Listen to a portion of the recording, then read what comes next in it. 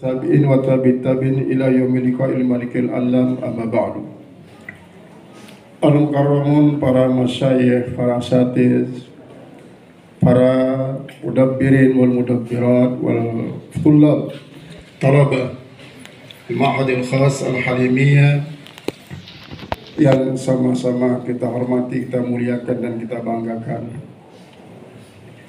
Pertama, kita patut bersyukur kepada Allah Subhanahu wa taala atas kita dijadikan sebagai umat Nabi yang paling mulia. Tidak ada yang bisa menandingi kemuliaan beliau. Apapun yang dipergunakan untuk menjadi tolak ukur memuliakan beliau tidak akan bisa, karena semuanya adalah berpenghulu kepada beliau. Sampai para malaikat mukarrabin pun adalah berpenghulu kepada beliau. Walaupun pada satu saat malaikat Jibril menurunkan wahyu kepada beliau, bukan berarti Jibril sebagai guru dari para nabi kita, tapi merupakan salah satu daripada safarah, artinya utusan untuk menyampaikan kemuliaan beliau lewat Allah Subhanahu wa taala. Oleh sebab itu tidak terlalu panjang kita akan bicara. Pertama, kita ambil satu bait saja di dalam barzanji ini yang mengatakan wa utiyat fil manami innaki qad hamalti bi sayyidil alamin wa khairil bariyah wa sammi idza wada'tihi muhammadan li'annahu satuhmadu uqbah. Jadi bait ini mengatakan bahwa didatangi maksudnya Siti Ma'minah didatangi setiap penghujung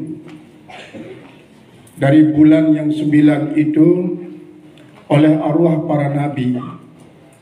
Lalu masing-masing mengkabarkan innaki qad hamalti bi sayyidil alamin, sesungguhnya engkau telah mengandung Sayyidil Alamin, penghulu daripada alam, manusia, jin, dan malaikat. Ini sudah mencukupi alam-alam yang lain. Wasammihi idza wada'tihi Muhammadan, namakan dia kalau kau sudah lahirkan nanti dengan nama Muhammad, li'annahu satuhmadu uqbah, karena sesungguhnya dia akan dipuji, terus. Kalaupun ada orang yang tidak memuji, itu adalah setan. Setan itu tidak berapa banyak dia kalau dibandingkan dengan malaikat, dibandingkan dengan alam semesta. Setan itu tidak sejumlah bintang di langit. Setan itu tidak sejumlah planet-planet yang bersebaran di angkasa raya. Setan itu masih sedikit. Kalaupun mereka itu tidak memuji Rasulullah, tetapi kalau dibandingkan dengan yang banyak memujinya adalah jauh lebih banyak. Tak ada daun kayu yang bergoyang di tiup angin, rumputan yang bergoyang di tengah padang rumput, pasir-pasir yang bergelombang di tengah padang pasir, kemudian laut juga yang bergelombang dengan buihnya yang berserakan. Itu semua memuji Rasulullah. Tak ada yang tidak memuji Rasulullah. Manusia yang menjadi umat beliau dengan berbagai nada dalam memuji beliau itu dengan azannya, tak ada yang tidak memuji beliau. Tak pernah berhenti juga muazzin itu memuji beliau. Nah, ini sebabnya maka kalau ada yang tidak memujinya, itu hanya segintir daripada setan-setan dan para pengikutnya. Nah, itulah sebabnya maka kita juga patut jadi umat Muhammad SAW memuji beliau, karena dijadikan oleh Allah menjadi umat beliau, dan tanda syukur kita banyak memuji. Tetapi Imam Al-Bushairi di dalam bait kasidah burdahnya mengatakan apa? Da' ma idda'athun nasara fi nabiyihim wahkum fihi madhan bima syi'ta wahtakimi. tinggalkan kebiasaan orang-orang Nasrani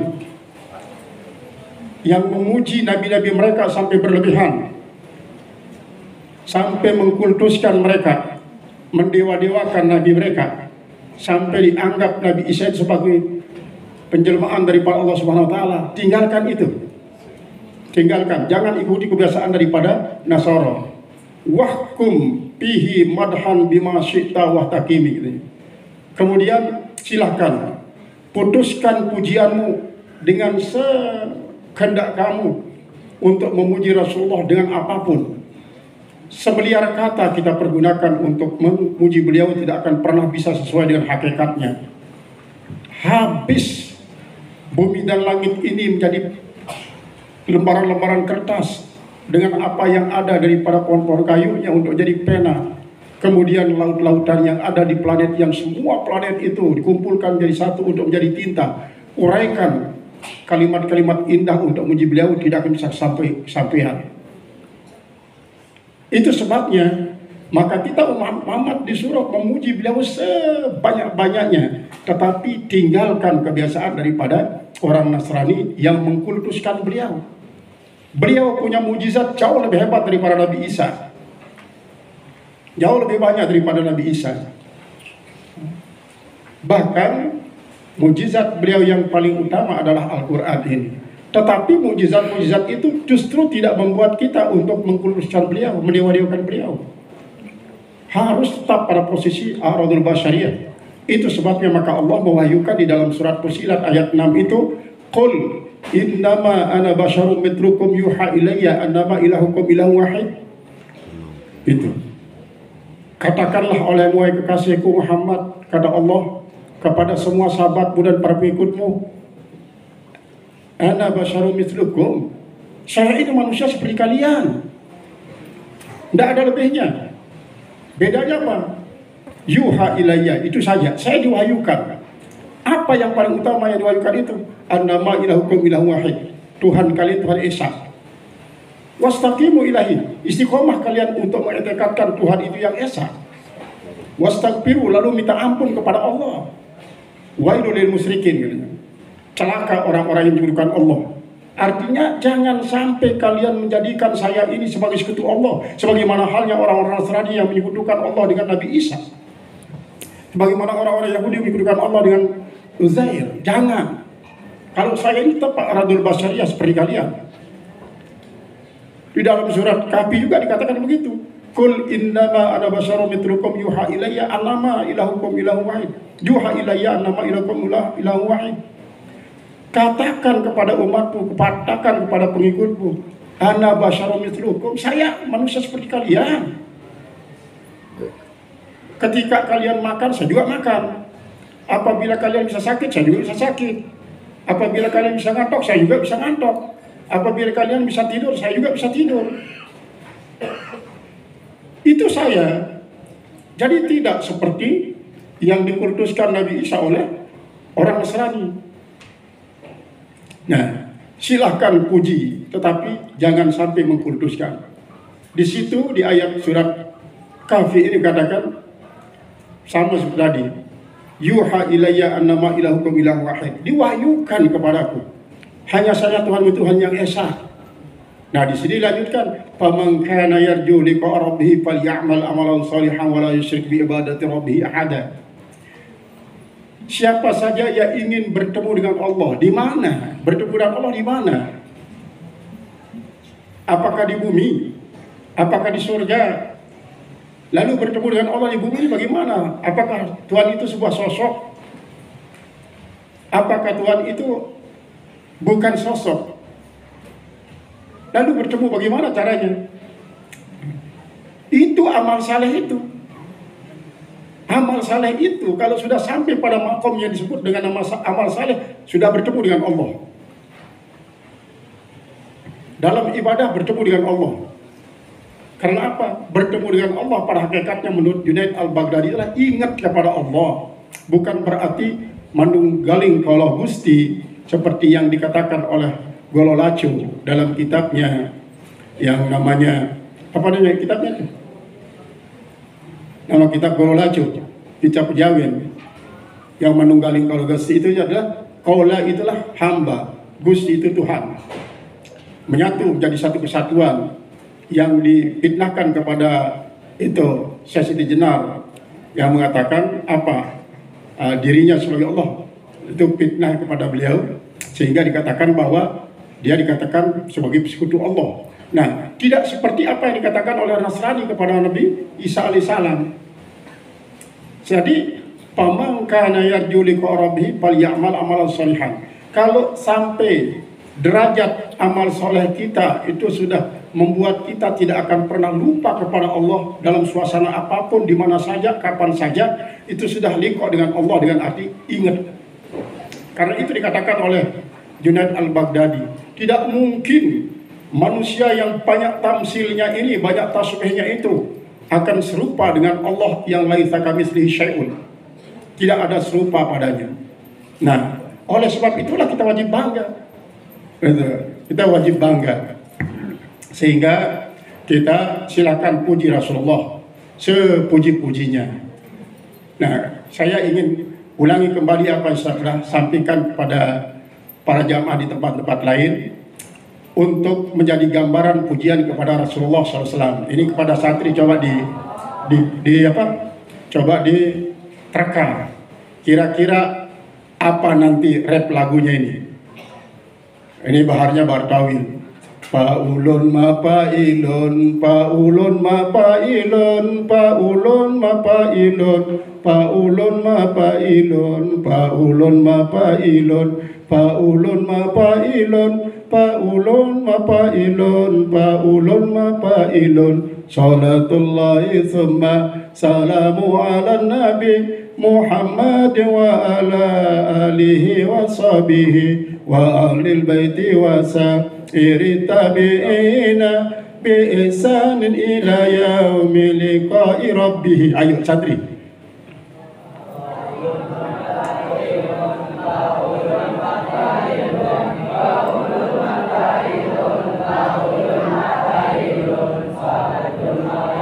Lagunya saya maksudkan.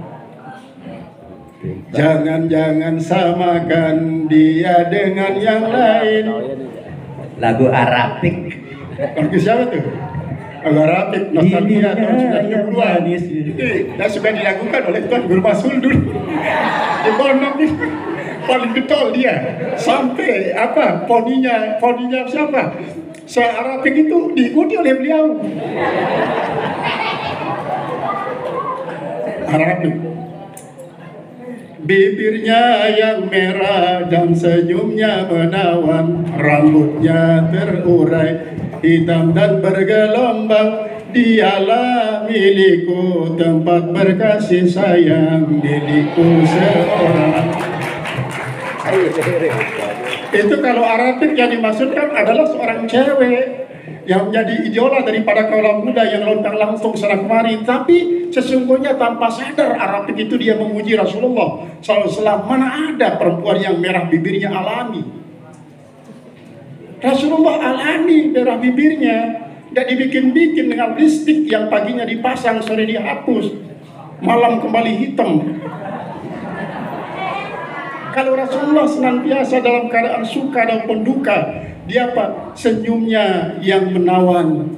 Tidak pernah beliau itu tidak tersenyum menawan. Dalam zona perang pun dia bisa mengalahkan musuh dengan senyum. Setan pun bisa tergila-gila kepada Rasulullah kalau sudah senyum. Itulah bibirnya yang merah, senyumnya yang menawan. Bagaimanakah aku tak merasa bangga, orangnya ramah tamah, berbudi bahasa. Setiap yang melihat pasti memujinya dan berkata tiada lagi duanya. Oh sungguh beruntung, aku bahagia. Siapa yang begitu manusia ini selain daripada beliau? Tidak ada. Gadis cantik apapun tidak ada seperti itu. Tapi Arabik lupa dia bahwa yang dikatakannya sungguhnya adalah Nabi Muhammad SAW. Walaupun asosiasinya adalah kepada para gadis-gadis yang mungkin pernah mematahkan hati Arabik. Tuan Guru masuk. Ya Allah, nostalgia kayak di pondok dulu dia kalau.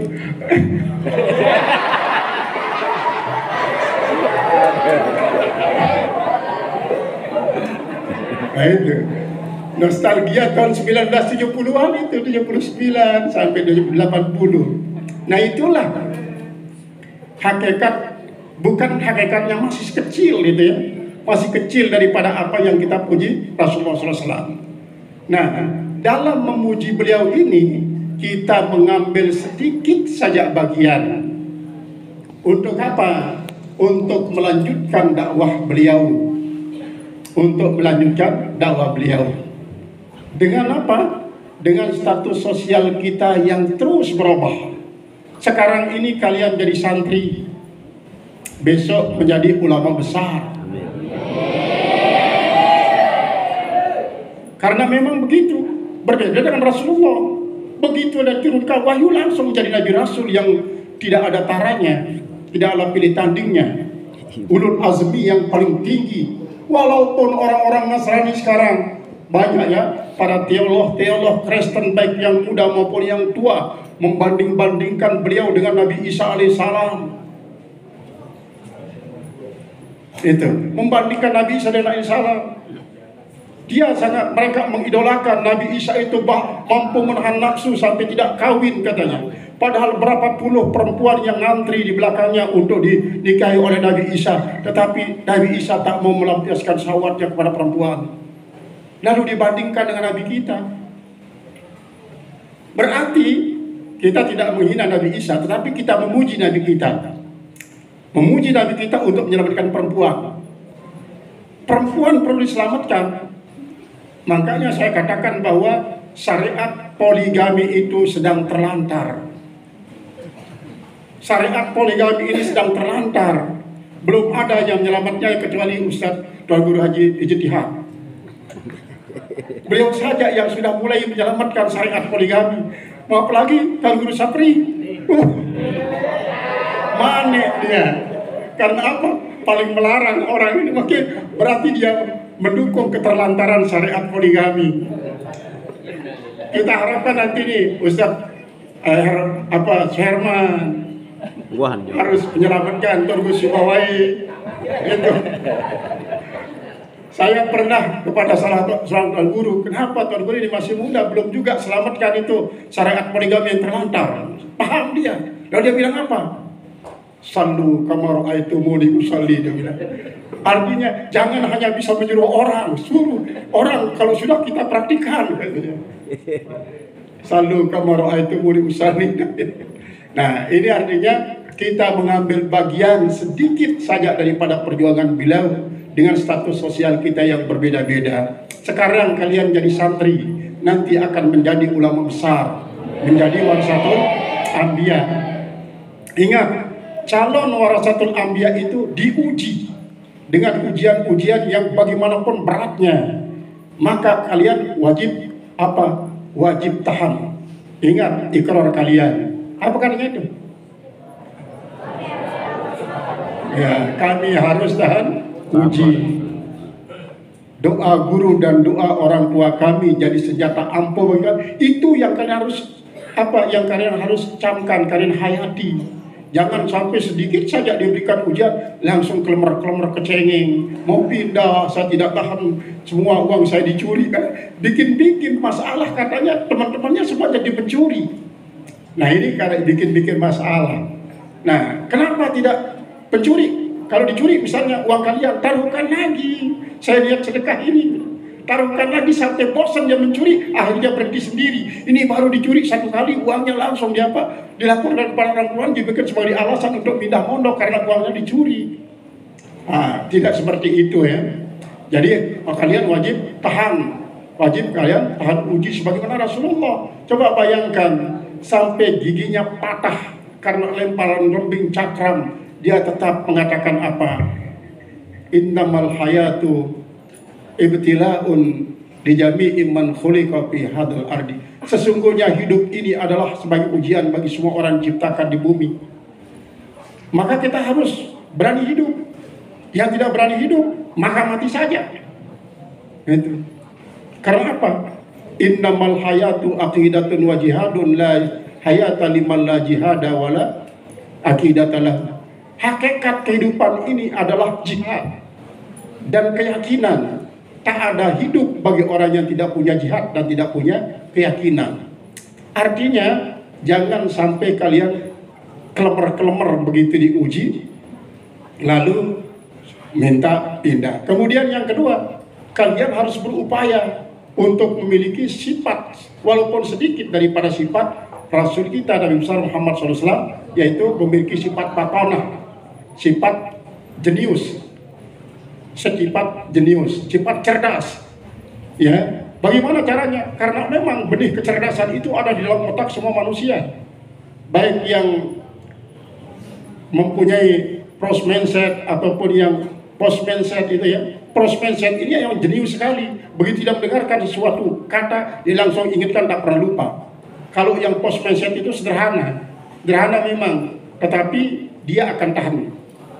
Itu artinya begitu dia dengar tidak langsung paham. Dia dengar 2 kali 3 kali baru dia paham, dia ulangi pelajari 2 kali 3 kali baru dia paham. Itu yang post mindset. Jangan post mindset baru saja dia gerakan mulutnya oleh guru, dia tahu bahwa ini arah pembicaraan beliau, saya paham. Itu orang yang jenius, itu yang patanah.